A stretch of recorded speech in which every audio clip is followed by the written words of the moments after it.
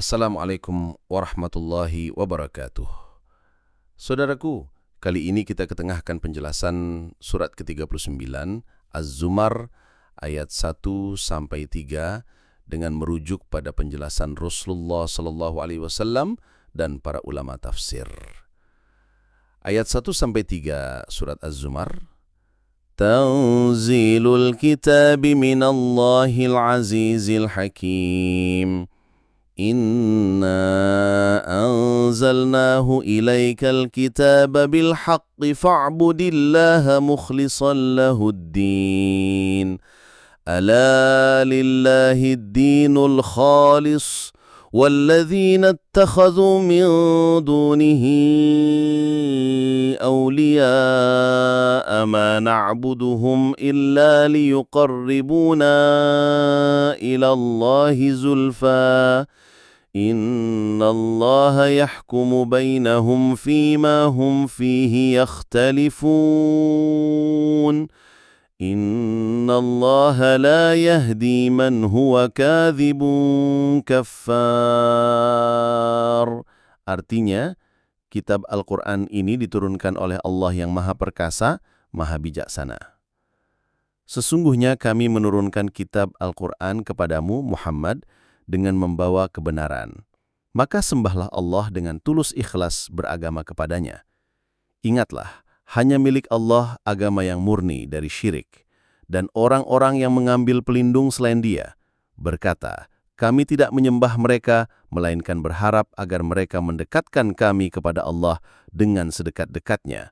Sungguh Allah akan memberi putusan di antara mereka tentang apa yang mereka perselisihkan. Sungguh Allah tidak memberi petunjuk kepada pendusta dan orang yang sangat ingkar. Penjelasan Rasulullah SAW dan para ulama. Ayat 1. Al-Quran dari Allah yang Maha Perkasa, Maha Bijaksana. Rasulullah menegaskan bahwa Al-Quran bukan karangan beliau, tetapi firman Allah langsung. Dalam sebuah hadis sahih, beliau bersabda, sesungguhnya aku hanyalah menyampaikan wahyu dari Allah dan aku tidak mengatakan sesuatu dari diriku sendiri. Hairi Bakhuri dan Muslim. Para ulama seperti Ibnu Katsir menjelaskan bahwa sifat Al-Aziz, Maha Perkasa, menunjukkan kekuasaan Allah yang tak terkalahkan.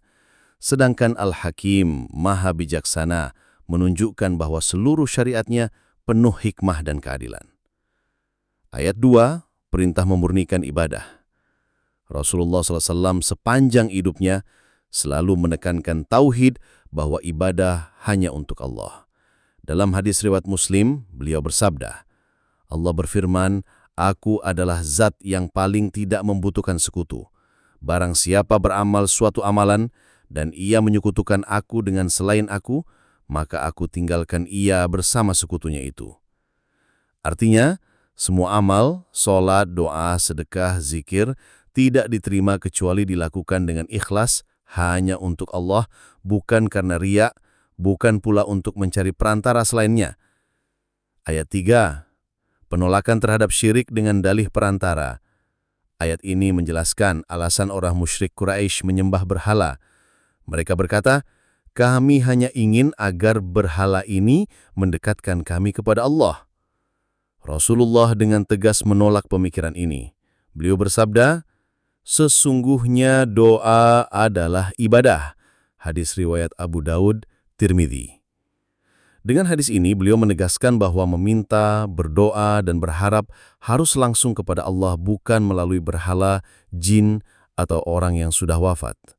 Ibnu Abbas radhiyallahu an menafsirkan ayat ini dengan mengatakan, dulu orang-orang Quraisy berkata, kami menyembah berhala ini agar mereka menjadi pemberi syafaat bagi kami di sisi Allah. Maka Allah menurunkan ayat ini sebagai bantahan. Pelajaran penting. Al-Quran adalah firman Allah, bukan ciptaan manusia. Ibadah hanya diterima bila ikhlas karena Allah sesuai sunnah Rasulullah. Segala bentuk perantara yang dijadikan tandingan Allah, seperti berhala, jin atau manusia, adalah syirik, meskipun niatnya untuk mendekatkan diri. Syafaat hakiki hanya milik Allah dan hanya diberikan kepada siapa yang diridhainya. Sekian pembahasan surat Az-Zumar ayat 1-3. Alhamdulillahirabbil alamin. Wassalamualaikum warahmatullahi wabarakatuh.